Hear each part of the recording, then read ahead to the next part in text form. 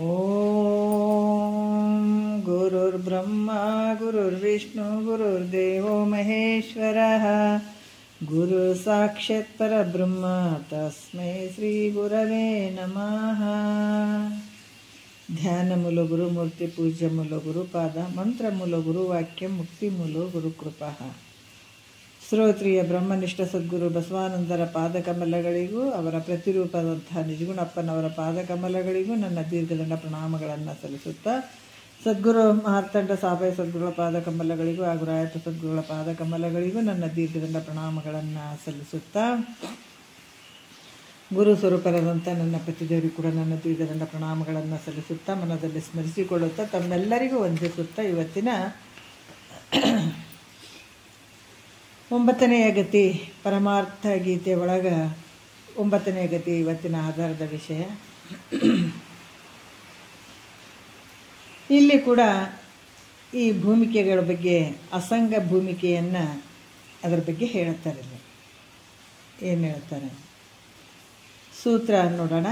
ಇಂತು ಈ ಪರಿ ಭೂಮಿತ್ರಯಮಂ ತಿಳಿಪಿದೆನು ಅಲ್ಲಿ, 3ನೆಯ ನಿಸ್ಸಂಗ ಕಂತು ಉಭಯ ಭೇದವನ್ನು ಈಗ ತೋರ್ಪ ಅನೂನ ಯುಕ್ತಿ ಸಂಗತ್ ಮಾಗಲ್ ಅಂತ ಈ ಒಂದು ಗತಿಯ ಸೂತ್ರ ಹೇಳ್ತಾರೆ. ಯಾಕಂದರೆ ಇಂದಿನ ಗತಿಯಲ್ಲಿ ಸುಖೇಚ್ಛ, ಸುವಿಚಾರ, ಅಸಂಗಗಳನ್ನುವಂಥ 3 ಭೂಮಿಕೆಗಳನ್ನು ಹೇಳಿದ್ವಿ. ಆದರೆ ಅಸಂಗ ಭೂಮಿಕೆಯಲ್ಲಿ ಸಾಮಾನ್ಯ ಅಸಂಗ, ಆಮೇಲೆ ವಿಶೇಷ ಅಸಂಗ, ಸಾಮಾನ್ಯ ಅಸಂಗ ಮತ್ತು ವಿಶೇಷ ಅಸಂಗ ಅಂತ 2 ಪ್ರಕಾರದಿಂದ ಅದಾವ. 2 ಪ್ರಕಾರಗಳಾದಂಥ ಭೇದವನ್ನು ಅನೇಕ ದೃಷ್ಟಾಂತಗಳನ್ನು ಯುಕ್ತಿಯಿಂದ ನಾನು ಇವಾಗ ಪ್ರತಿಪಾದನೆ ಮಾಡ್ತೀನಿ ಅಂತ ಹೇಳುವಂಥ ವಿಚಾರ. ಇಲ್ಲಿ ಕೂಡ ಈ ಯುಕ್ತಿಗಳ ವಿಶೇಷ ಅಸಂಗವನ್ನು ಹೇಳ್ತೀನಿ ಅಂತ ಹೇಳಿ ಇವಾಗ ವಿಶೇಷ ಅಸಂಗದ ಬಗ್ಗೆ ಅವರು ಹೇಳಿದರು. ನಿನ್ನೆ ಕೆಲವು ವಿಚಾರಗಳು ಬಂದವು. ಇಲ್ಲಿ ಕೂಡ ಏನಾಗ್ತದೆ ಅಂತಂದ್ರೆ, ಆತ ಹೆಂಗಿರ್ತಾನ ವಿಶೇಷ ಅಸಂಗದಾಗ, ಎಲ್ಲಕ್ಕೂ ನಾನು ಅಸಂಗ ರೂಪದಾಗ ಇದ್ದೀನಿ.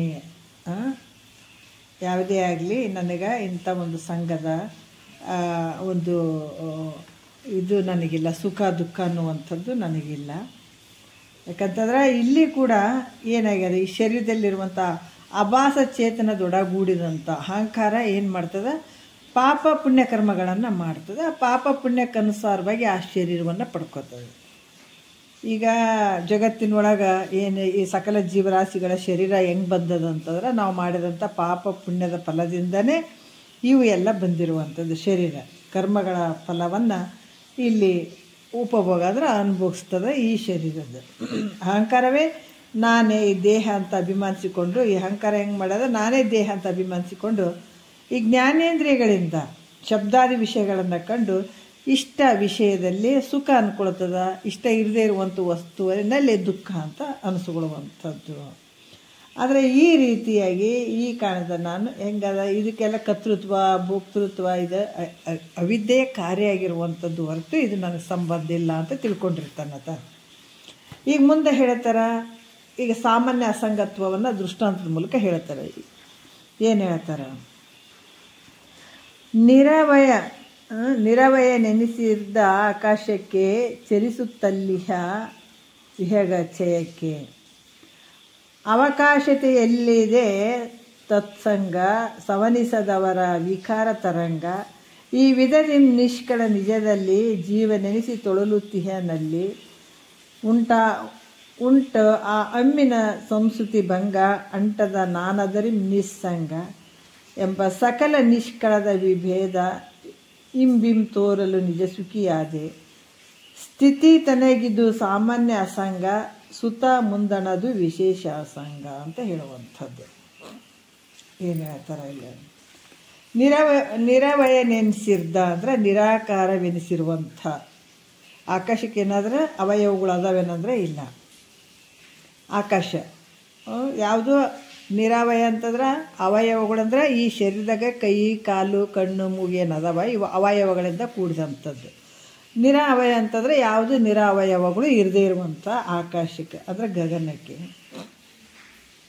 ಅಲ್ಲಿ ತಿರುಗ್ತಾ ಇರುವಂತಹ ನೋಡ್ರಿ ಆಕಾಶದಲ್ಲಿರುವಂತಹ ವಿಹಗ ಚಯಕ್ಕೆ ಅಂತಂದ್ರೆ ಪಕ್ಷಿಗಳ ಸಮೂಹಕ್ಕೆ.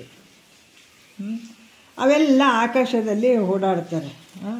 ಅದಕ್ಕೆ ಇಲ್ಲಿ ಕೂಡ ಏನಾಗ್ತದೆ, ಅಷ್ಟೆಲ್ಲ ಓಡಾಡಿದ್ರು ಕೂಡ ಏನು ಹೇಳ್ತಾರೆ, ಯಾವುದೇ ಒಂದು ಇದಿಲ್ಲ, ಅವಯವಗಳು ಇರದೇ ಇರುವಂಥದ್ದು, ನಿರಾವಯಾತ್ಮಕವಾದಂಥ ಈ ಆಕಾಶ ಪೂರ್ಣವಾಗಿರುವಂಥದ್ದು. ಆಕಾಶದಲ್ಲಿ ಪಕ್ಷಿಗಳು ಒಂದು ಸಂಚಾರ ಮಾಡ್ತಾ ಇರ್ತಾವೆ, ತಿರುಗ್ತಾವೆ. ಅದಕ್ಕೆ ಈ ಪಕ್ಷಿಗಳು ಅಲ್ಲಿ ಆ ಪಕ್ಷಿಗಳ ಸಮೂಹ ಎಲ್ಲ ಅಲ್ಲಿ ಓಡಾಡ್ತದೆ ಅಂದರೂ ಕೂಡ ಅದ್ರ ಸಂಘ ಆಕಾಶಕ್ಕೆ ಐತೇನು, ಅದ್ರ ಸಂಘ ಏನಾದರೂ ಆಕಾಶಕ್ಕೆ ಐತೇನು. ಅಷ್ಟೇ ಅಲ್ಲ, ಆ ಪಕ್ಷಿಗಳ ಹಿಂಡು, ಈ ಗಿಡಗ ಇಂಥವೆಲ್ಲ ಮೊದಲಾದವುಗಳು ಅವು ಭಯದಿಂದ ಆ ಕಡೆ ಈ ಕಡೆ ಅಂತ ಹೋಗ್ತಾ ಇರ್ತಾವೆ, ಹತ್ತಿತ್ತ ಹೋಗ್ತಾ ಇರ್ತಾವೆ. ಆದರೆ ಅವು ಹಾಗೆಲ್ಲ ತಿರುಗಾಡ್ತಾವೆ ಅಂತೇಳ್ಬಿಟ್ಟು ಆಕಾಶಕ್ಕೆ ಏನಾದರೂ ವಿಕಾರ ಐತೇನೋ ಅಂದರೆ ಇಲ್ಲ. ಅವು ಎಷ್ಟೇ ಹಕ್ಕಿಗಳು ತಿರುಗಾಡಿದ್ರು ಕೂಡ ಆಕಾಶಕ್ಕೆ ಯಾವ ರೀತಿಯಿಂದನೂ ಸಂಘ ಇಲ್ಲವೋ, ಎಷ್ಟೇ ಅವು ಓಡಾಡಿದ್ರು ಕೂಡ ಮತ್ತು ಆ ಕಡೆ ಚಲಿಸ್ತಾ ಇದ್ದರೂ ಕೂಡ ಆಕಾಶಕ್ಕೆ ಏನಾರು ವಿಕಾರ ಆಗ್ತದೆ ಅಂದರೆ ಇಲ್ಲ. ಆಕಾಶವು ಪಕ್ಷಿ ಸಮೂಹಕ್ಕೆ ಅವಕಾಶತೆಯನ್ನು ಮಾತ್ರ ಕೊಟ್ಟದ. ಆಕಾಶ ಅಂದ್ರೇನು, ಓಡಾಡೋಕ್ಕೆ ಅವಕಾಶ ಕೊಟ್ಟದ. ಈಗ ನಾವೆಲ್ಲರೂ ಇರೋದಕ್ಕೆ ಅವಕಾಶ ಕೊಟ್ಟದು. ಇಷ್ಟು ಮನೆ ಕಟ್ತೀವಿ, ಬಿಲ್ಡಿಂಗ್ ಕಟ್ತೀವಿ, ಎಲ್ಲನೂ ಮಾಡಿದ್ದೀವಿ. ಆದರೆ ಆಕಾಶ ಏನಾರು ವಿಕಾರ ಆಗ್ಯದನ? ಆಕಾಶ ಏನಾರು ಬದಲಾವಣೆ ಆಗ್ಯದನ? ಆಕಾಶ ಏನಾದರೂ ಇದಕ್ಕೆ ಬೆರ್ತದನ? ಯಾವುದಕ್ಕೂ ಬೆರ್ತಿಲ್ಲ. ಆಕಾಶ ನಮಗಿರೋದಕ್ಕೆ ಓಡಾಡೋದಕ್ಕೆ ಮಾತ್ರ ಅವಕಾಶ ಕೊಟ್ಟದ. ಆಕಾಶ ಹೆಂಗದ, ನಮ್ಗೆ ಅವಕಾಶ ಕೊಟ್ಟದ ಹೊರತಾಗಿ ಈ ದೃಷ್ಟಾಂತದಂತೆ ಇದನ್ನು ನಾವು ತಿಳ್ಕೊಳ್ಬೇಕು. ಈ ಯಾಕಂದ್ರೆ ಅವಕಾಶ ಕೊಟ್ಟದ. ಆದರೆ ಇದ್ರಾಗ ನಮ್ಗೆ ಬೈಲು ಬೆರ್ತಿಲ್ಲ. ಈ ಆಕಾಶ ಏನೈತಿ, ಇದು ಬೈಲು ಐತಲ್ಲ, ಬೈಲು ಎದ್ರಾಗನೆ ಬೆರ್ತದೇನಂದ್ರೆ ಇಲ್ಲ.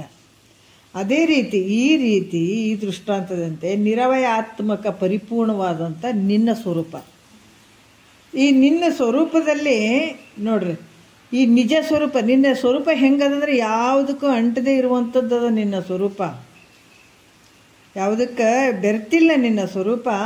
ಅಂತ ಆ ಸ್ವರೂಪದಲ್ಲಿ, ನಿಜ ಸ್ವರೂಪದಲ್ಲಿ ಅಹಂಕಾರವು ಅಭಾಸ ಚೇತನದಿಂದೊಡಗೂಡಿ, ಅಹಂಕಾರವೇನು ಅಂತಂದ್ರೆ ಅಭಾಸ ಚೇತನದೊಡಗೂಡಿ ಜೀವಾತ್ಮ ಅಂತ ಹೇಳಿಸ್ಕೊಂಡಿತ್ತು. ಯಾಕಂದ್ರೆ ಇದು ಅಹಂಕಾರದಲ್ಲಿ ಪ್ರತಿಬಿಂಬಿಸಿ, ಅವಿದ್ಯೆಯಲ್ಲಿ ಪ್ರತಿಬಿಂಬಿಸಿ, ಇದು ಚೇತನ, ನಿನ್ನ ಆ ಪರಬ್ರಹ್ಮ ಸ್ವರೂಪ ಏನು ಐತಲ್ಲ, ನಿಜ ನಿನ್ನ ಸ್ವರೂಪ ಐತಲ್ಲ, ಅದರ ಒಂದು ಪ್ರತಿಬಿಂಬ ಅದು ಜೀವಾತ್ಮ ಅಂತ ಹೇಳಿಸ್ಕೊಂಡಿತ್ತು. ಇದೇ ಜೀವಾತ್ಮ ಏನೈತೆ, ಇದು ಜನ್ಮ ಜನ್ಮಾಂತರಕ್ಕೆ ತಿರುಗಾಡಕ್ಕೆ ಶುರುವಾಯಿತು. ಅದರದೊಂದು ಪ್ರತಿಬಿಂಬ ಇದೇ ಜನ್ಮ ಜನ್ಮಾಂತರಕ್ಕೆ ತಿರುಗಾಡಕತ್ತು. ಆದರೆ ಈ ಕರ್ತೃತ್ವ, ನಾನು ಮಾಡಿದೆ, ನಾನು ಭೋಗಿಸಿದೆ, ಈ ಕರ್ತೃತ್ವ ಭೋಕ್ತೃತ್ವ ಮೊದಲಾದ ವಿಕಾರಗಳಿಂದ ಇದು ಕೂಡಿತು. ಯಾವುದು? ಜೀವಾತ್ಮ. ನಾ ಮಾಡಿದೆ, ನಾ ಉಂಡೆ ಅಂತನ್ನುವಂಥದ್ದು ವಿಕಾರಗಳಿಂದ ಯುಕ್ತವಾಗಿ ಅನೇಕ ಪ್ರಕಾರ ಕಷ್ಟವನ್ನು ಪಡ್ತಾ ಹೋಯ್ತಿರು. ಹೀಗಿದ್ದಾಗಾದರೂ ಕೂಡ ಪರಿಪೂರ್ಣವಾದ ನನ್ನ ಸ್ವರೂಪ ನೋಡ್ರಿ. ಯಾಕಂತಂದ್ರೆ ಹಿಂಗಾದರೂ ಕೂಡ ಈ ಪರಿಪೂರ್ಣವಾದಂಥ ನನ್ನ ಸ್ವರೂಪ ಏನಾಗ್ತದ ನೋಡ್ರಿ, ಅಭಾಸ ಅಹಂಕಾರಕ್ಕೆ ಅವಕಾಶತೆಯನ್ನು ಮಾತ್ರ ಕೊಟ್ಟದ ಹೊರತು, ಬರೀ ಅವಕಾಶ ಕೊಟ್ಟದ ಹೊರತು ಆ ಅಹಂಕಾರದ ಸಂಬಂಧವಾದಂಥ ಸುಖ ದುಃಖಾದಿಗಳು ಆ ಸ್ವರೂಪಕ್ಕಿಲ್ಲ. ಯಾವ ಸ್ವರೂಪಕ್ಕೆ? ನಿನ್ನ ಸ್ವರೂಪಕ್ಕೆ ಇಲ್ಲವೇ ಇಲ್ಲ. ಬರೀ ಅವಕಾಶ ಕೊಟ್ಟದ ಹೊರತಾಗಿ ಈ ಒಂದು ಅಹಂಕಾರದ ಸುಖ ದುಃಖಾದಿಗಳು ನಿನ್ನ ಸ್ವರೂಪಕ್ಕೆ ಸ್ವಲ್ಪ ಕೂಡ ಸಂಬಂಧ ಇಲ್ಲ. ಯಾಕಂದ್ರೆ ಈ ನಿಜ ಸ್ವರೂಪದಲ್ಲಿ ಏನದ, ಅಹಂಕಾರ ಸಂಬಂಧವಾದಂಥ ಈ ಸಂಸಾರ ಐತಲ್ಲ, ಅಹಂಕಾರ ಏನು ಮೂಲ ಅಹಂಕಾರ, ಅಲ್ಲಿಂದನೇ ಎಲ್ಲ ಶುರುವಾಗಿಬಿಟ್ಟದ. ಆ ಒಂದು ಅಹಂಕಾರ ಸಂಬಂಧವಾದಂಥ ಸಂಸಾರಕ್ಕೆ ನಾಶ ಐತೆ. ಅದು ತೋರಿದಂಗೆ ಆಗ್ತದೆ, ಅಡಗ್ತದೆ. ಸುಖ ಯಾವತ್ತಿರ್ತದನು, ದುಃಖ ಯಾವತ್ತಿರ್ತದನು, ಶರೀರ ಯಾವತ್ತಿರ್ತದನು, ಇದೆಲ್ಲ ಯಾವುದಕ್ಕೆ ಸಂಬಂಧಪಟ್ಟದ್ದಪ್ಪ ಅಂದರೆ ಅಹಂಕಾರಕ್ಕೆ ಸಂಬಂಧಪಟ್ಟುವಂಥವು ಇವೆಲ್ಲ. ಆದರೆ ನಿನ್ನ ನಿಜ ಸ್ವರೂಪಕ್ಕೆ ಸಂಬಂಧಪಟ್ಟಿಲ್ಲ ಇವು. ಅದರಿಂದ ನಾನು ಅಹಂಕಾರ, ದೇಹ, ಇಂದ್ರಿಯ, ವಿಷಯ, ಇವೆಲ್ಲ ಸ್ಪರ್ಶ, ಇವೆಲ್ಲ ಇವ್ಯಾವು ನನಗೆ ಇಲ್ಲ. ಇವ್ಯಾವುದು ನನಗಿಲ್ಲ. ಅಹಂಕಾರ ಆಗಿರ್ಬೋದು.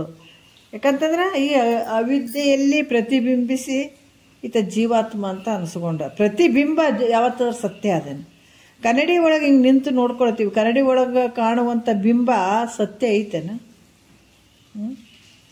ಇಲ್ಲಿ ಬಿಂಬ ಸತ್ಯ ಅದ, ಕನ್ನಡಿ ಒಳಗೆ ಕಾಣುವಂಥ ಪ್ರತಿಬಿಂಬ ಸತ್ಯ ಐತೇನ? ಮಿಥ್ಯೆ ಐತಲ್ಲ. ಅದೇ ರೀತಿ ಕೂಡ ಕನ್ನಡಿಯಲ್ಲಿ ತೋರಿದಂಥ ಕನ್ನಡಿ ಮೇಲೆ ಗ್ಲಾಸ್ ಏನು ಕನ್ನಡಿ ಐತಲ್ಲ, ಕನ್ನಡಿಗೆ ಭಾಳಷ್ಟು ಕೊಳೆ ಹತ್ತದ, ಕಪ್ಪತ್ತದ, ಧೂಳು ಬಿದ್ದದ, ಎಲ್ಲ ಅದ. ಆದ್ರೆ ನಾನು ನಿಂತು ನೋಡ್ಕೊಳ್ಬೇಕಾದಾಗ ಈಗ ನನಗೆ ಅದೇನದು ಧೂಳ ಕಪ್ಪು ಗಿಪ್ಪು ನನ್ನ ಬಿಂಬ ಮುಖಕ್ಕೆ ಐತೇನ? ಇಲ್ಲಲ್ಲ. ಅಲ್ಲಿ ಯಾವುದರಿಂದ ಕನ್ನಡಿ ಒಳಗೆ ತೋರಕತ್ತದ, ಯಾವ್ದು ಉಪಾಧಿಯಿಂದ, ಕನ್ನಡಿ ಉಪಾಧಿಯಿಂದ ನನ್ನ ಮುಖಕ್ಕೆ ಕಪ್ಪು ಹತ್ತಿದಂಗೆ ಆಗ್ಯದ, ಕಪ್ಪು ಹತ್ತಿದಾಗ. ಆದರೆ ನಿಜವಾಗಿ ನನ್ನ ಮುಖಕ್ಕೆ ಐತೇನೂ ಇಲ್ಲ. ಯಾವುದರಿಂದ? ಕನ್ನಡಿ ಉಪಾಧಿಯಿಂದ ಅಲ್ಲಿ ಕಪ್ಪು ಅನ್ಸಕತ್ತದ ಹೊರತಾಗಿ ನಿಜವಾಗಿ ಅಲ್ಲಿ ಇಲ್ಲ. ಅದ್ರಂಗ ಇಲ್ಲಿ ಕೂಡ ಪ್ರತಿಬಿಂಬದಲ್ಲಿ ತೋರಿದಂಥ ಅಹಂಕಾರ, ಈ ಶರೀರ, ಇಂದ್ರಿಯ, ವಿಷಯಗಳು ಇವೆಲ್ಲವೂ ಈ ನಿನ್ನ ಸ್ವರೂಪಕ್ಕೆ ಸಂಬಂಧ ಇಲ್ಲ. ಅಂದರೆ ಹೆಂಗಿರ್ತಾನತ? ಅಸಂಗವಾಗಿರುವಂಥ, ಯಾವುದು ಸಂಗತ್ವ ಇಲ್ಲದಗ. ಈ ಪ್ರಕಾರ ಕರ್ತೃತ್ವ ಭೋಕ್ತೃತ್ವಾದಿಗಳಿಂದ ಕೂಡಿದಂಥ ಅಹಂಕಾರಕ್ಕಿಂತಲೂ ಅಹಂಕಾರದಲ್ಲಿ ಇವೆಲ್ಲ ನಡೀತಾವ. ಇವತ್ತು ನಾನು ಮಾಡಿದೆ, ನಾನು ಉಂಡೆ, ಇದೆಲ್ಲ ಸತ್ಯ ಹುಟ್ಟಿದೆ, ಇವೆಲ್ಲ ಶರೀರ ಇಂದ್ರಿಯಗಳು ಇವೇನದಾವ, ಇವೆಲ್ಲ ಎಲ್ಲಿ ನಡೀತಾವ ಅಂತಂದ್ರೆ ಆ ಅಹಂಕಾರದಲ್ಲೇ ಇವೆಲ್ಲ ನಡೀತಾವ. ಈ ಅಹಂಕಾರಕ್ಕಿಂತಲೂ ಪೂರ್ಣ ಅನ್ನೋದು ತಾನು. ಈ ಅಹಂಕಾರಕ್ಕಿಂತ ನೀನು ಪೂರ್ಣ ಸ್ವರೂಪನಾಗಿರುವಂಥವನು. ನೀನು ಹೆಂಗಿದೆ? ಇವಕ್ಕೆ ಭಿನ್ನವಾಗಿರುವಂಥವನೇನು, ಇವಕ್ಕೆ ಸಾಕ್ಷಿ ರೂಪವಾಗಿರುವಂಥವನು. ಈ ರೀತಿ ಭಿನ್ನನಾಗಿರುವನಂತೆ ಯಾವಾಗ ನಿಶ್ಚಯವನ್ನು ಮಾಡ್ತಾನೋ ಆಗ ನಿರುಪಾಧಿಕವಾದ ತನ್ನ ನಿಜಾನಂದದಲ್ಲಿಯೇ ಉಳಿತಾನತ. ಹಿಂಗೆ ತಿಳ್ಕೊಳ್ಬೇಕು. ನಾವೇನು ನಮ್ಮ ಶರೀರದೊಳಗೆ ನನ್ನ ಕರ್ತೃತ್ವ ಭೋಕ್ತೃತ್ವ ನಾನು ಮಾಡಿದ ಇವೆಲ್ಲ ಏನು ನಡೀತಾವೆ, ಅಹಂಕಾರ ಮಮಕಾರ ಇವೆಲ್ಲ. ಅದಕ್ಕೆ ಸನ್ಯಾಸಿ ಅಂದರೆ ಹೆಂಗಪ್ಪ ಅಂತಂದ್ರೆ ಇವುಗಳಲ್ಲಿ ಅಸಂಗಿಯಾಗಿರ್ಬೇಕತ್ತ. ಇವೆಲ್ಲವನ್ನು ಇಟ್ಕೊಂಡು ನಾವು ಸನ್ಯಾಸಿಯಾಗಿನಂತ ಬರೀ ಶರೀರದಿಂದ ಬಿಟ್ಕೊಂಡು ಹೋಗುವಂಥದ್ದಲ್ಲ ಇದು. ಶರೀರನೇ ಬಿಟ್ಟು ಮನೆ ಬಿಟ್ಟು ಮಾರಿಬಿಟ್ಟು ನಾವು ಬಂದು ಸನ್ಯಾಸಿಯಾಗಿನ್ರಿ ಅಂದ್ರೆ ಅದು ನಿಜವಾದ ಸನ್ಯಾಸಿ ಅಲ್ಲ. ಅದು ನಿಜವಾದ ಸನ್ಯಾಸಿ ಅಂತಂದ್ರೆ ನಮ್ಮ ಒಳಗಡೆ ಇರುವಂಥ ಈ ಅಹಂಕಾರ ಸಂಬಂಧದಂಥ ನಾ ಸುಖಿ ಅದೀನಿ, ನಾ ದುಃಖಿ ಅದೀನಿ, ಕರ್ತೃತ್ವ ಭೋಕ್ತೃತ್ವ ಅಹಂಕಾರ ಮಮಕಾರ ಇವೆಲ್ಲ ಹೋಗಬೇಕು, ಹೋಗಿ ಅಸಂಗವಾಗಿರಬೇಕು. ಅದಕ್ಕೆ ನಾವು ಏನು ಹೇಳ್ತಾರಲ್ಲಿ ಸನ್ಯಾಸಿ ಅಂತ ಹೇಳ್ತಾರೆ. ಎಲ್ಲರೂ ಸನ್ಯಾಸಿ ಆಗ್ಬೋದು. ಈ ಒಳಗಿನವು ಎಲ್ಲ ಕಿತ್ತಿ ನಾವು ಬಿಸಾಕ್ತಾ ಬಂದ್ರೆ ನಾವು ಸನ್ಯಾಸಿಗಳೇ. ಶರೀರ ಸಂಸಾರದಾಗ ಇರಲಿ, ರೊಕ್ಕ ರೂಪಾಯಿದಾಗೂ ಇರಲಿ, ಅದ್ರಾಗ ಮನಸ್ಸು ಇರದೇ ಇದ್ದಾಗ, ಆಸೆ ಇರದೇ ಇದ್ದಾಗ, ಇವೆಲ್ಲವನ್ನು ಕಳ್ಕೊಂಡಾಗ ಅಹಂಕಾರ ಮಮಕಾರ ಯಾವುದೂ ಇರಬಾರ್ದಲ್ಲಿ ಹೋಗ್ಬಿಡ್ಬೇಕು ಅಂದಾಗ ನಿಜವಾದ ಸನ್ಯಾಸಿ ಅಂದ್ರೆ ಅದು. ಈ ರೀತಿ ಏನಾಗ್ತದ, ನಾನು ಹೇಗಿದ್ದೀನಿ ಅಹಂಕಾರಕ್ಕಿಂತಲೂ ಪೂರ್ಣ ಸ್ವರೂಪವಾದಂಥವ್ನು ನಾನು. ಈ ಅಹಂಕಾರ ನನ್ನಲ್ಲಿ ತೋರ್ತದ, ಅಡಗ್ತದ. ಅಹಂಕಾರದಿಂದ ಇದೇನು ಸಂಸಾರಗಳು ಎಲ್ಲ ತೋರಿದಂಗೆ ಆಗ್ತದೆ. ಹುಟ್ಟು ಸಾವು ಅನ್ನುವಂಥ ಸಂಸಾರಗಳು ಇವೆಲ್ಲ ತೋರಿದಂಗೆ ಆಗ್ತದೆ. ಆದರೆ ನನಗೆ ಇದಕ್ಕೆ ಸಂಬಂಧ ಇಲ್ಲ. ಅದು ಭಿನ್ನವಾಗಿರುವಂಥದ್ದು, ಅದು ಸುಳ್ಳಾಗಿರುವಂಥದ್ದು, ಮಿಥ್ಯೆ ಆಗಿರುವಂಥದ್ದು ತೋರಿದಂಗೆ ಆಗಕತ್ತದ ಹೊರತಾಗಿ. ಭಾಳಷ್ಟು ದೃಷ್ಟಾಂತಗಳು ಕೊಟ್ಟರಲ್ಲ. ಹಗ್ಗದಲ್ಲಿ ಹಾವಿನ ಭ್ರಾಂತಿ. ಹಗ್ಗ ಐತೆ, ಮೂಲ ಹಗ್ಗವನ್ನು ಬಿಟ್ಟು ಬರೀ ಹಾವು ನೋಡಿದಾಗ ಗಡ ಗಡ ಗಡ ನಡುಗ್ತೀವಿ. ಯಾವಾಗ ನಾವು ವಿಚಾರ ಮಾಡಿ ಇದು ಹಗ್ಗ ಅಲ್ಲ, ಇದು ಹಾವಲ್ಲ, ಇದು ಹಗ್ಗ ಅದಂತ ನಮಗೆ ಯಾವಾಗ ಅನ್ನಿಸ್ತದ ಆವಾಗ ಹಾವಿನ ಭ್ರಾಂತಿ ಹೋಗ್ತದೆ. ಅಲ್ಲಿ ಮಟ್ಟ ಹಾವೇ ಅಂತ ತಿಳ್ಕೊಂಡಿರ್ತೀವಿ. ಅದ್ರಂಗ ಇಲ್ಲಿ ಕೂಡ ಯಾವಾಗ ಈ ನನಗೆ ಜನನ ಮರಣ, ಇದು ಏನು ಸುಖಿ ದುಃಖಿ ಕರ್ತೃತ್ವ ಭೋಕ್ತೃತ್ವ ಇದು ಯಾವಾಗಿರ್ತದ ಅಹಂಕಾರ ಸಂಬಂಧವಾದಂಥದ್ದಿದು.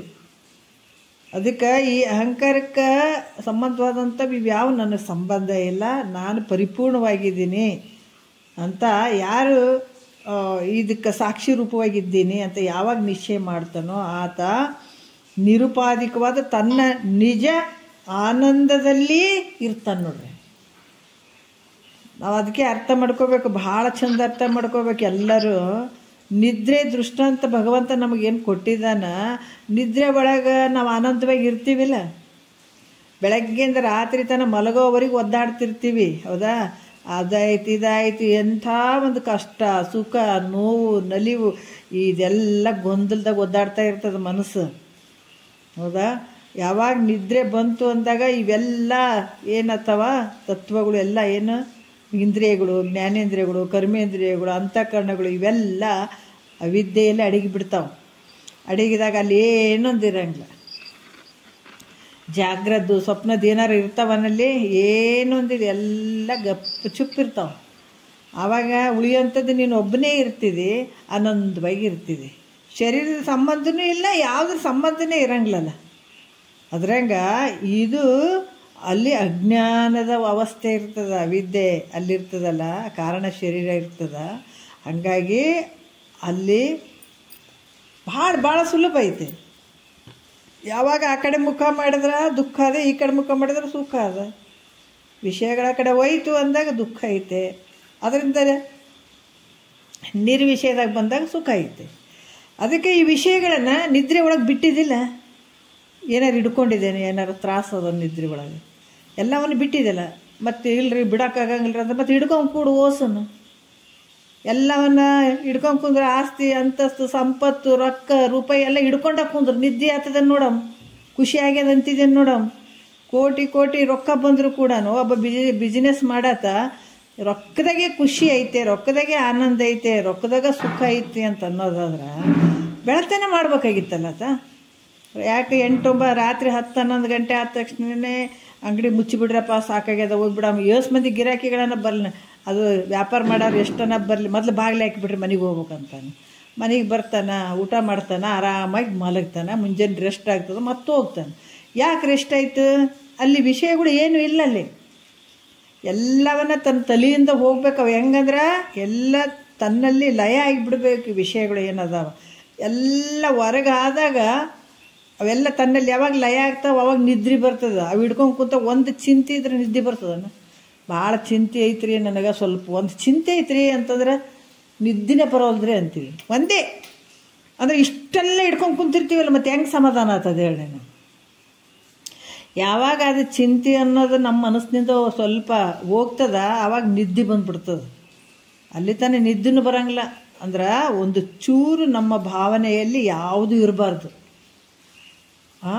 ಯಾವಾಗ ನಿದ್ದೆ ಆಗ್ಬೇಕಂದ್ರೆ ಎಲ್ಲ ಹೋಗ್ಬಿಡ್ತಾವೆ, ಆರಾಮಾಗಿ ಮಲಗ್ತೀವಿ. ಅದ್ರಂಗ ಈ ವಿಷಯಗಳ ಜೊತೆ ನೀನೇನು ವ್ಯವಹಾರ ಮಾಡಾಕತ್ತೀಯಲ್ಲ, ಇಟ್ಟೆಲ್ಲ ಬಿಡ್ದಾಡ್ತೀಯಲ್ಲ, ಇವನು ಬಿಡಬೇಕು ನೀನು ಅಂತ ಹೇಳ್ತಾರೆ ಅವರು.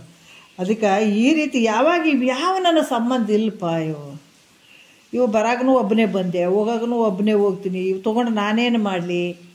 ನೀ ಬರೋದಕ್ಕಿಂತ ಮುಂಚೆ ಪರಮಾತ್ಮ ಇದೆಲ್ಲ ಮಾಡಿಟ್ಟಾನ. ಯಾಕೆ ಮಾಡಿಟ್ಟಾನ? ಎಲ್ಲ ಪಂಚಭೂತಗಳಿಂದ ಒಟ್ಟಿಗೆ ಅನ್ನ ಮಾಡಿಟ್ಟಾನ. ಆಕಾಶ, ವಾಯು, ಅಗ್ನಿ, ಜಲ, ಪೃಥ್ವಿ, ನೀ ತಿನ್ನೋದಕ್ಕೆ ಉಣೋದಕ್ಕೆ ಏನು ಕಡಿಮೆ ಮಾಡ್ಯಾನ ಹೇಳ್ರಿ? ಎಲ್ಲನೂ ಇಟ್ಟಾನ, ಜೋಡಿಸಿಟ್ಟಾನ. ಆದರೆ ನಿನ್ನ ಅದು ಹಂಗೆ ಒಟ್ಟು ಬರೀ ಸುಖನೇ ತಿನ್ನಂಗಿಲ್ಲ. ಇಲ್ಲಿ ಎಲ್ಲ ಸಾಮಗ್ರಿಗಳನ್ನು ರೆಡಿ ಮಾಡಿಬಿಟ್ಟಿದ್ದಾನಿಲ್ಲಿ. ಹೆಂಗೆ ಹೋಟೆಲ್ಗೆ ಹೋಗಿರ್ತೀವಿ, ಯಾವಾಗ ಹೋಗಿರ್ತೀವಿ? ಹಸಿವಾಗಿ ಹೋಗಿರ್ತೀವಿ, ಭಾಳ ಹಸಿವಾಗಿರ್ತದೆ, ಹೋಗಿರ್ತೀವಿ. ಅಲ್ಲಿ ಅಡಿಗೆ ಪಡಿಗೆ ಎಲ್ಲ ರೆಡಿ ಮಾಡಿರ್ತಾರಿಲ್ಲ, ಎಲ್ಲಷ್ಟು ರೆಡಿ ಮಾಡಿರ್ತಾರೆ. ರೊಟ್ಟಿ ಪಲ್ಯ, 2 ಥರದ ಪಲ್ಯ, ಅನ್ನ ಸಾರು ಸ್ವೀಟು ಎಲ್ಲನೂ ಮಾಡಿರ್ತಾರೆ. ಮತ್ತು ನಿನಗೆ ಪ್ಲೇಟ್ ಕೊಡ್ತಾರೆ, ಗಂಗಾಳ ಕೊಡ್ತಾರೆ, ಆಮೇಲೆ ಚಮಚ ಕೊಡ್ತಾರೆ, ಗ್ಲಾಸ್ ಕೊಡ್ತಾರೆ, ನಿನಗೆಲ್ಲನೂ ಕೊಡ್ತಾರೆ. ನೀನು ಹೋಗ್ಬೇಕು, ಹೋಗಿ ಅಲ್ಲಿ ಊಟ ಹಸಿವಾಗ್ಯದಂತ ಊಟ ಮಾಡ್ತಿದ್ವಿ. ಉಂಡ್ಕೆ ಮತ್ತೆ ಓಸು ತೊಗೊಂಡು ಬರ್ತೇನೆ, ನೀನು ಅಲ್ಲೇ ಇಟ್ಟು ಬರ್ತಿದ್ವಿ. ಓಸು ಅಲ್ಲೇ ಬಿಡಬೇಕು. ಅದ್ರಾಗ ಈ ಭೂಮಿಗೆ ಬಂದಿದೆ ಅಂತಂದ್ರೆ ನಿನಗೆ ಕಷ್ಟ ಸುಖ ಅನ್ನುವಂಥದ್ದು ಹಿಂದೆ ಮಾಡಿದ್ದು ಮತ್ತು ಯಾರು ಉಣ್ಬೇಕು? ಅದು ನೀನೇ ಉಣ್ಬೇಕು. ಅದಕ್ಕೆ ಕಷ್ಟ ಇತ್ತು ಅಂದ್ರೆ ಏನು ಪಾಪದ ಫಲ ಇತ್ತಂದ್ರೆ ಕಷ್ಟ ಅನುಭವಿಸ್ತೀರಿ, ಸುಖದ ಫಲ ಇತ್ತಂದ್ರೆ ಸಂತೋಷ ಸುಖವನ್ನು ಅನುಭವಿಸ್ತೀರಿ, ಪುಣ್ಯದ ಫಲ ಇತ್ತಂದ್ರೆ. ಅದಕ್ಕೆ ದೇವರು ಪಂಚಭೂತದಿಂದ ಈ ಜಗತ್ತು ತೋರ್ದಂಗೆ ಆಗಕತ್ತದ. ಇಲ್ಲಿ ಬಂದು ಇದನ್ನು ಅನುಭವಿಸಿ ಮತ್ತೆ ಇಲ್ಲೇ ಬಿಟ್ಟು ಹೋಗ್ಬೇಕು ನೀನು. ಅದ್ರಂಗೆ ಇಲ್ಲಿ ಕೂಡ ಯಾವುದು ಒಯ್ಯಂಗಿಲ್ಲ, ಇದು ಯಾವುದು ನನಗೆ ಸಂಬಂಧ ಇಲ್ಲ. ಈ ಶರೀರ ಹುಟ್ಟ್ಯದ, ಆದ್ರೆ 2 ಕಾಲದಾಗ ತೋರ್ತದ. ಮತ್ತು ನಿದ್ರೆ ಒಳಗೆ ಈ ಶರೀರ ಇಲ್ಲ.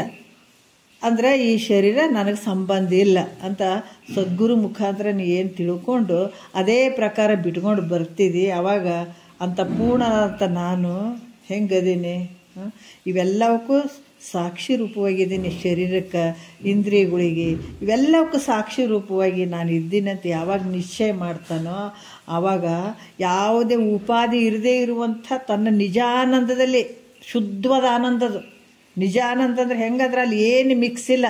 ಸ್ಫಟಿಕ ನೋಡಿರಿಲ್ಲ, ಸ್ಫಟಿಕ ಹೆಂಗೆ ಯಾವುದು ಕಲ್ಮಶ ಇರದೆ ಪರಿಶುದ್ಧವಾಗ್ಯದ, ಹಂಗೆ ನಿನ್ನ ಸ್ವರೂಪ ಅದ.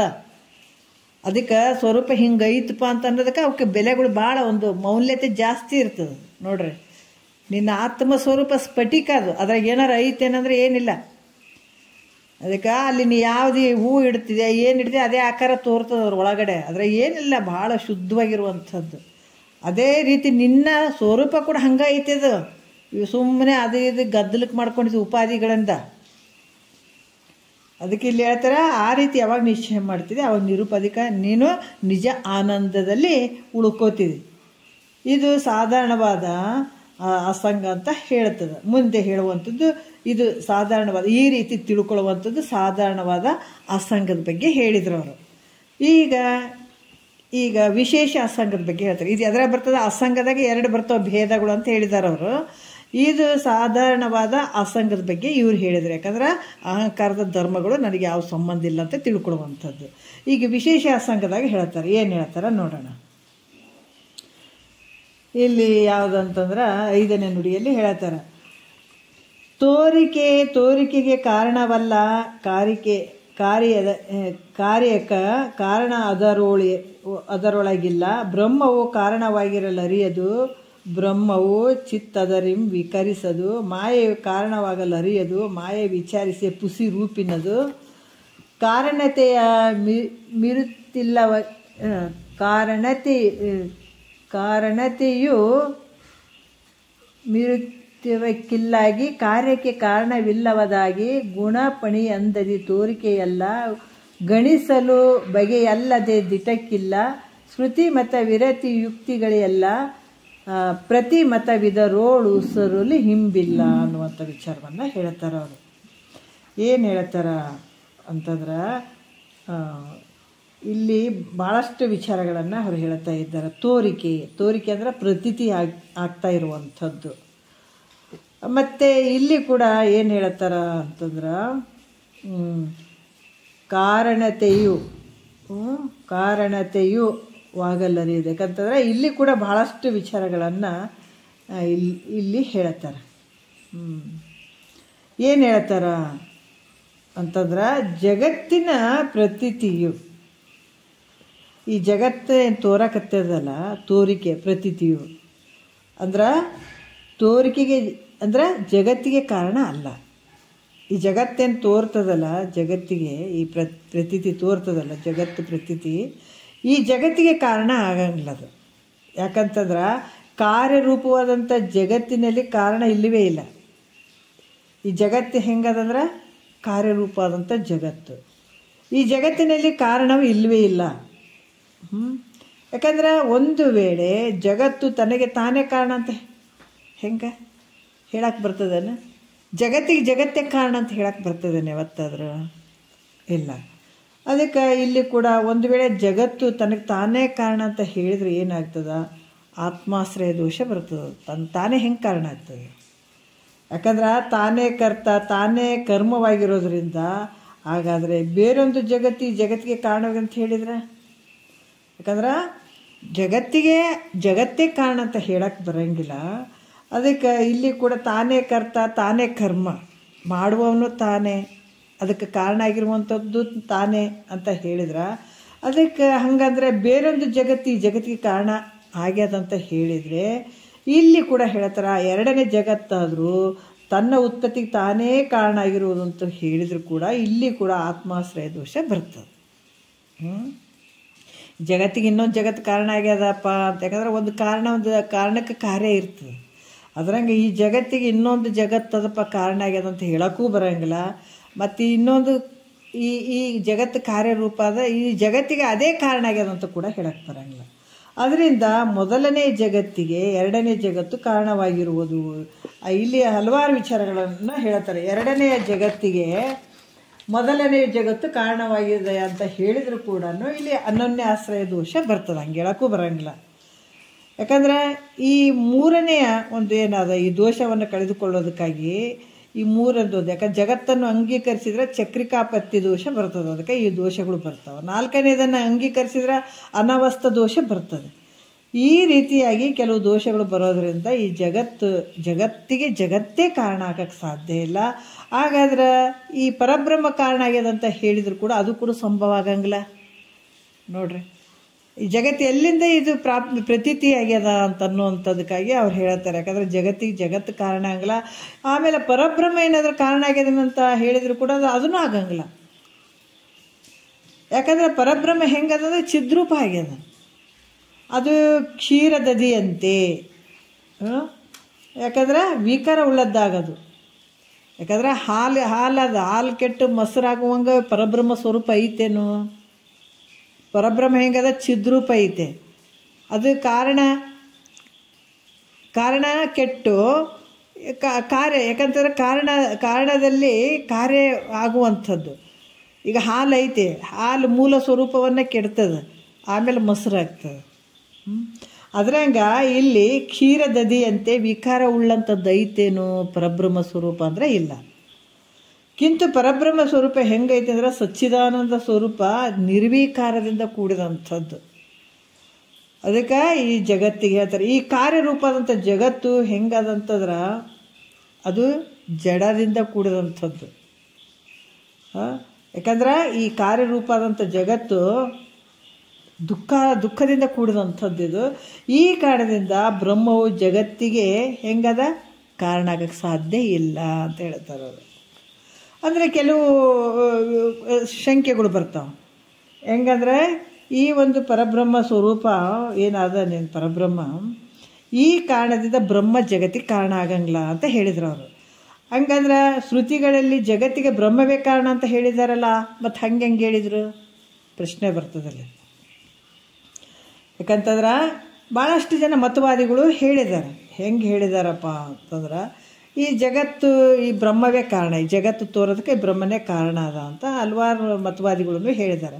ನೈಯಾಯಿಕರು ಮೊದಲಾದ ವಾದಿಗಳು ಜಗತ್ತಿಗೆ ಜಡವಾದ ಕೆಲವೊಂದು ಪರಮಾಣು, ಕಾಲ, ಕರ್ಮ ಇವುಗಳ ಕಾರಣ ಅದಾವ ಅಂತ ಅವರು ಹೇಳ್ತಾರೆ. ಕೆಲವರೆಲ್ಲ ಹೇಳ್ತಾರೆ. ಈ ಜಡವಾದದ್ದನ್ನು ಖಂಡನೆ ಮಾಡಿ ಮುಮುಕ್ಷಿಗಳನ್ನು ಚೇತನದ ಕಡೆಗೆ ಹೇಳೋದಕ್ಕಾಗಿ ಈ ಸದ್ರೂಪವಾದ ಬ್ರಹ್ಮವೇ ಜಗತ್ತಿಗೆ ಕಾರಣ ಅಂತ ಹೇಳಿದ್ದಾರೆ ಅಷ್ಟೇ ಹೊರತಾಗಿ ಇಲ್ಲಿ ಯಾವ್ದು ರೀತಿ ಅಂತಂದ್ರೆ ಬ್ರಹ್ಮವೇ ಜಗತ್ತಿಗೆ ಕಾರಣ ಆದಂತ ಹೇಳೋದ್ರಲ್ಲಿ ಶ್ರುತಿ ಅದು ತಾತ್ಪರ್ಯ ಅಲ್ಲ.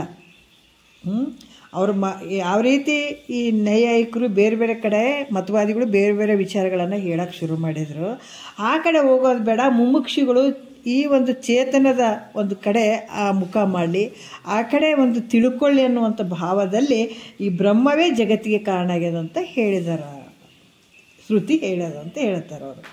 ಕಿಂತು ಭ್ರಮಾತ್ಮಕವೆಂದು ಹೇಳೋದ್ರಲ್ಲೇ ತಾತ್ಪರ್ಯ ಅಂದ್ರೆ ಈ ಜಗತ್ತು ವಿಚಾರ ಮಾಡಿದ್ರೆ ಇಲ್ಲವೇ ಇಲ್ಲ, ಇದು ಭ್ರಮೆಯಿಂದ ಕೂಡಿದಂಥದ್ದು, ವಿಚಾರ ಮಾಡಿದ್ರೆ ಇಲ್ಲ.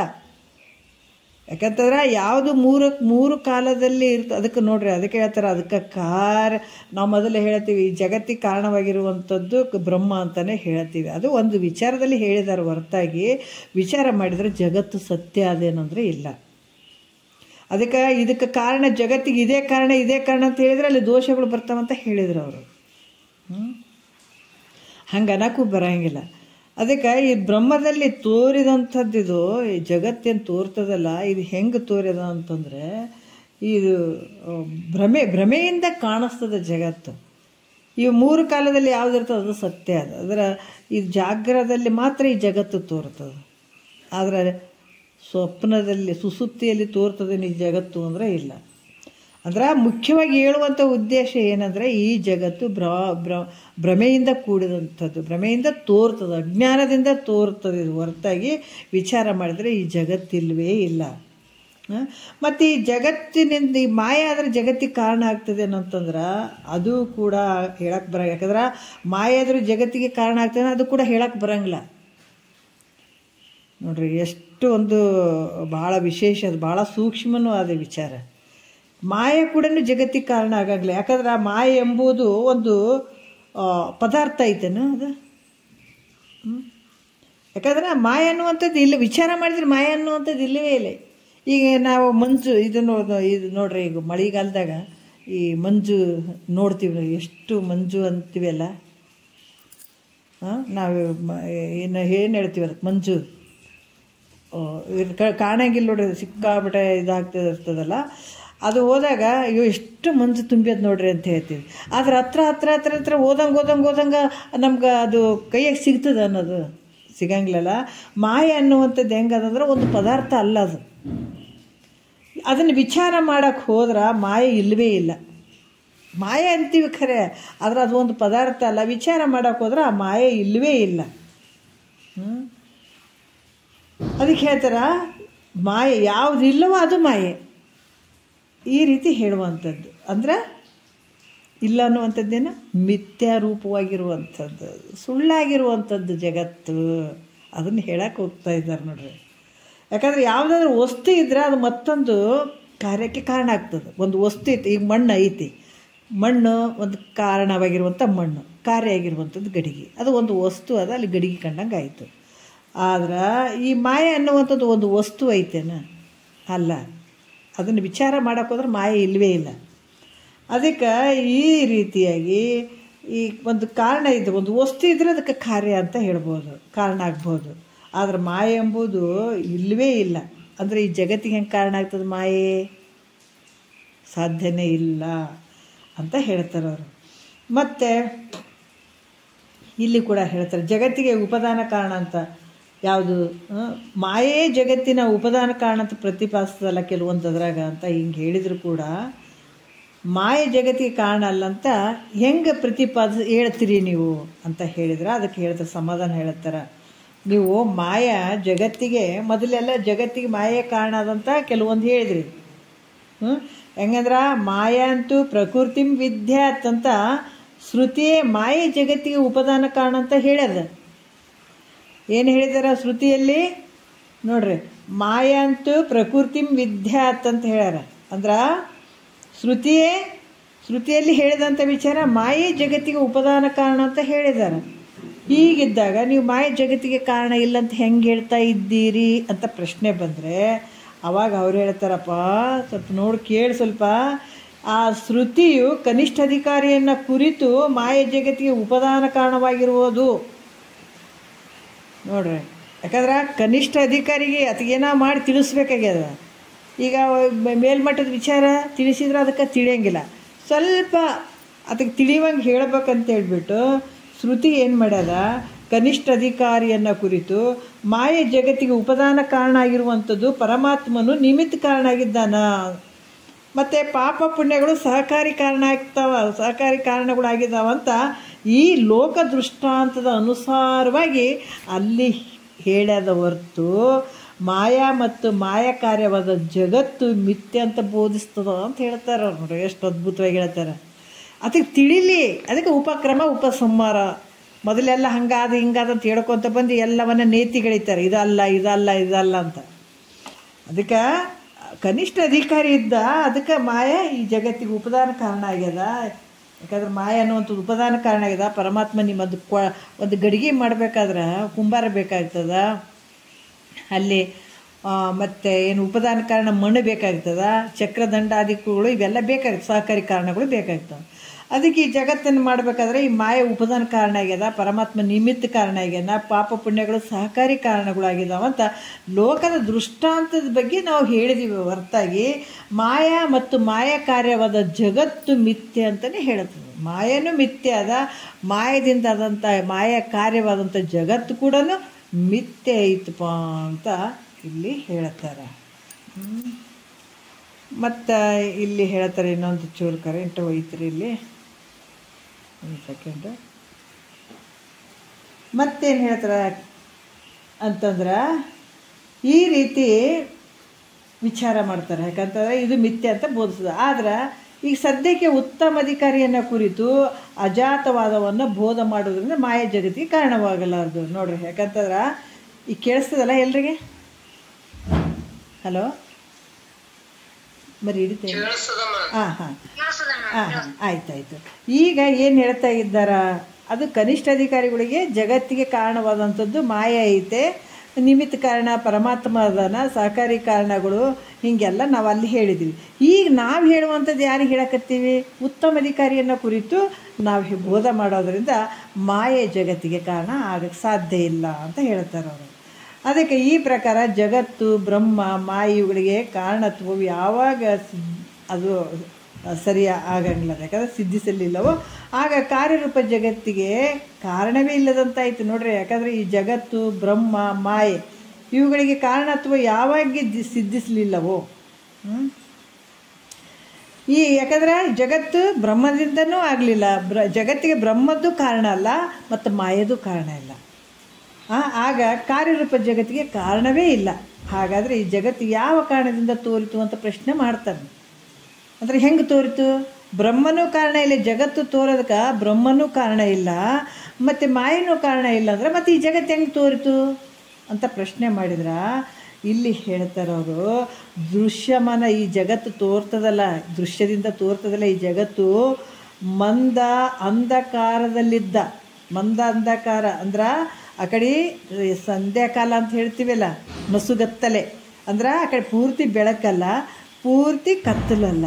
ಅಂಥ ಸಂದರ್ಭದಲ್ಲಿ ಹಗ್ಗದ ಮೇಲೆ ಭ್ರಾಂತಿಯಿಂದ ತೋರುವ ಹಾವಿನಂತೆ, ಹಗ್ಗದಾಗ ಏನು ಭ್ರಾಂತಿಯಿಂದ ತೋರುವಂಥ ಹಾವಿನಂತೆ ಕೇವಲ ಭಾವನಾತ್ಮಕವಾಗಿದೆ ಹೊರತು ಇದಕ್ಕೆ ಯಾವುದು ಕಾರಣವಿಲ್ಲ.